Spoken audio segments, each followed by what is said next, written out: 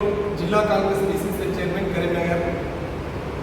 మొన్న కరీంనగర్ జిల్లా కేంద్రంలో చింతకుంట దగ్గర జరిగినటువంటి టీఆర్ఎస్ పార్టీకి సంబంధించినటువంటి గంగుల కమలాకర్ గారు, శ్రీనివాస్ గౌడ్, అదేవిధంగా తలసాని శ్రీనివాస్ యాదవ్ గారు బీసీలకు సంబంధించిన విషయంలో కరీంనగర్ జిల్లా కేంద్రంగా మాట్లాడినటువంటి విషయం మీద జిల్లా కాంగ్రెస్ పార్టీ బీసీసీ పక్షాన మాజీ మంత్రులందరికీ కూడా మేము స్పష్టంగా సూటిగా ఒక ప్రశ్న అడగదలుచుకున్నాం. గత 10 సంవత్సరాల కాలంలో టీఆర్ఎస్ పార్టీ అధికారంలో ఉండి, సెంట్రల్లో బీజేపీ అధికారంలో ఉండి బీసీల కోసం ఏం న్యాయం చేసిందో ఈ ముగ్గురు మంత్రులతో పాటు బీఆర్ఎస్ పార్టీ అధిష్టానాన్ని నిలదీసేంత దమ్ము, ధైర్యం గంగుల కమలాకర్ గారికి కానీ, తలసాని శ్రీనివాస్ యాదవ్ గారు కానీ, శ్రీనివాస్ గౌడ్ గారు కానీ ఉందా అని ఈ సందర్భంగా మేము అడుగుతూ ఉన్నాం.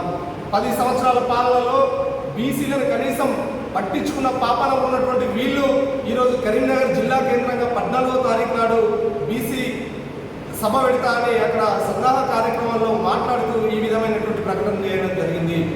గతంలో ఉన్నటువంటి బీజేపీ, బీఆర్ఎస్ పార్టీలు రెండు కూడా కుమ్మక్కై ఈరోజు రాష్ట్రంలో అధికారంలోకి వచ్చినటువంటి కాంగ్రెస్ పార్టీ మీద ఒక కుళ్ళు కుతంత్రాలతోని బీసీ రిజర్వేషన్కు అధికారంలోకి వచ్చిన వెంటనే కామారెడ్డి డిక్లరేషన్కి అనుకూలంగా రాహుల్ గాంధీ గారి ప్రకటనతో దానికి సంబంధించి ముఖ్యమంత్రి రేవంత్ రెడ్డి గారు, ఇక్కడ ఉన్నటువంటి మంత్రి పొన్నం ప్రభాకర్ అన్న గారు బీసీ రిజర్వేషన్ కోసం మొన్న పోయి ఢిల్లీ కేంద్రంగా అక్కడ ధర్నా చేస్తే కనీసం దానికి అనుగుణంగానో లేదంటే బీసీల మీద ఉన్నటువంటి ప్రేమకు అనుగుణంగానో కనీసం చిన్న ప్రకటన కూడా చేయనటువంటి ఈ రెండు పార్టీలు కూడా బీసీలకు సంబంధించినటువంటి బీసీ సమస్యల మీద కానీ, బీసీ పోరాటాల మీద కానీ, బీసీ రిజర్వేషన్ల మీద కానీ తక్షణమే ఉన్నపలంగా మోకాల మీద నిలబడి క్షమాపణలు తెలంగాణ బీసీ సమాజాన్ని కోరాలని మేము ఈ సందర్భంగా అడుగుతా ఉన్నాం.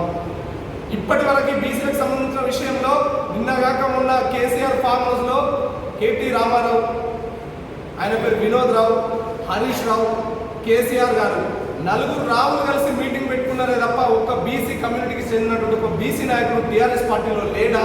మరి వాళ్ళకి కనబడతలేరా? వాళ్ళు ఎందుకు పిలిచి అడగలేదు?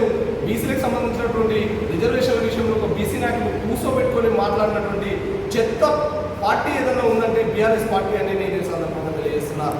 కాబట్టి కేవలం బీసీలకు సంబంధించినటువంటి రిజర్వేషన్ల మీద తెలంగాణ రాష్ట్రంలో ఉన్నటువంటి ప్రజాపాలనకు సంబంధించినటువంటి ప్రజాప్రభుత్వం రేవంత్ రెడ్డి గారి ఆధ్వర్యంలో, బీసీ మంత్రి పొన్నం ప్రభాకర్ అన్న గారి ఆధ్వర్యంలో మాత్రమే బీసీ రిజర్వేషన్ల కోసం పోరాటం జరుగుతుంది. దీనికి అంతా కూడా మొన్న మంత్రులు, ఎమ్మెల్యేలు, ఎమ్మెల్సీలు అందరూ వచ్చి కూడా ఢిల్లీలో చేసినటువంటి ధర్నాకు మద్దతు ఇచ్చారు. మీరెందుకు బీజేపీ, బీఆర్ఎస్ ఎందుకు దొంగ దాగుడు మూతలాడుతారో తెలంగాణ సమాజానికి తెలియాల్సినటువంటి అవసరం ఉంది. బీసీ మంత్రిగా ఉన్నటువంటి ఇక్కడ గతంలో పనిచేసినటువంటి మాజీ మంత్రివర్యులు గంగుల కమలాకర్ గారు ఏ రోజైనా బీసీలకు సంబంధించిన సమస్యల మీదనో, బీసీ రిజర్వేషన్ల మీదనో మాట్లాడిందా? అదే బీసీలకు సంబంధించి బీఆర్ఎస్ పార్టీ పూర్తి స్థాయిలో ఎక్కడా కూడా కనీసం ఒక 1% కూడా మద్దతు ఇవ్వనటువంటి బీఆర్ఎస్ పార్టీ కరీంనగర్ సభా వేదిక పెడతా అంటే గంగుల కమలాకర్ గారు ఆయన ఏం ఆలోచిస్తుందో మాకు అర్థమైతలేదు. స్పష్టంగా మీ అధిష్టానాన్ని కమలాకర్ గారు నిలదీసి అడగండి. బీసీ పక్షపాతి అని చెప్పుకుంటున్నారు కదా, బీసీలకు సంబంధించినటువంటి రిజర్వేషన్ల మీద మీ అధిష్టానం కేసీఆర్ గారు కానీ, మీ వర్కింగ్ ప్రెసిడెంట్ కేటీఆర్ గారు కానీ ఏం సమాధానం చెప్తారో ముందు అక్కడ తెలుసుకున్న తర్వాత కరీంనగర్ సభా వేదిక నిర్వర్తించాలని మేము ఈ సందర్భంగా అడుగుతున్నాం.